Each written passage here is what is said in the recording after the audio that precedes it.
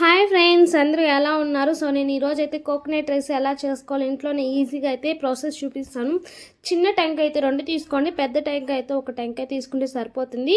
మిక్సీకి వేసి పాలు తీసి పక్కన పెట్టుకోవాలి. ఇప్పుడు కొత్తిమీర, కరివేపాకు, పుదీనా, అల్లం వెల్లుల్లి పేస్ట్, పచ్చిమిర్చి, ఆనియన్స్, పట్టా, లవంగం, చెక్క, ఇలాచి, సోంపు, బిర్యానీ ఆకు, స్టార్ ఫ్లవర్ ఇవన్నీ తీసుకోవాలి.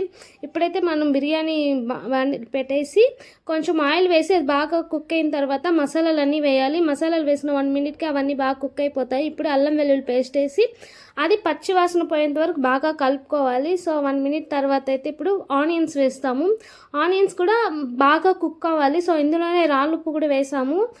రాళ్ళుప్పే బెస్ట్, సాల్ట్ కన్నా ఎక్కువ రాళ్ళుప్పే ప్రిఫర్ చేయండి. ఇప్పుడైతే మేము కరివేపాకు, కొత్తిమీర, పుదీనా కూడా వేసుకున్నాము.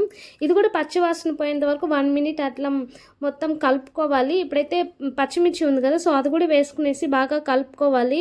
సో ఇది కొంచెం బాగా ఫ్రై అయిన తర్వాత మసాలా, గరం మసాలా, మటన్ మసాలా వేసుకొని బాగా కలుపుకోవాలి. సో 1 మినిట్ తర్వాత ఇప్పుడైతే మిల్క్ అయితే తీసుకున్నాం, coconut milk. 4 glasses of coconut మిల్క్కి 2.5 గ్లాసు రైస్ వేసుకోవాలి. రైసు 1 అవర్ బిఫోర్ నానపెట్టుకుంటే మనకి బాగా అయితే వస్తుంది. సో ఇప్పుడైతే బియ్యం వేసేసాం కదా, సో ఇది వేసిన ఒక 10 మినిట్స్కి అయితే మనం ఒక 10-15 మినిట్స్కి అంతా బాగా కుక్ అయిపోతుంది. సో కుక్ అయిన తర్వాత మనమైతే దమ్ పెట్టాలి. సో దమ్ పెడితే బిర్యానీ ఎలా దమ్ పెడతామో సో ఇది కూడా అలానే దమ్ పెట్టేవాలి. ఒక 5 మినిట్స్ లో ఫ్లేమ్లో ఉంటే సరిపోతుంది.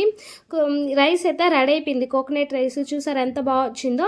సో ఇప్పుడైతే మనం ద్రాక్ష, జీడిపప్పు ఉంది కదా, సో అవి బాగా కొంచెం ఫ్రై చేసి పైన వేసుకుంటే ఆ పప్పులు అనేది తింటూ ఉంటే తగులుతుంటే చాలా టేస్టీగా ఉంటుంది. మేమైతే దీనికి కాంబినేషన్ చికెన్ ఫ్రై చేసుకున్నాము.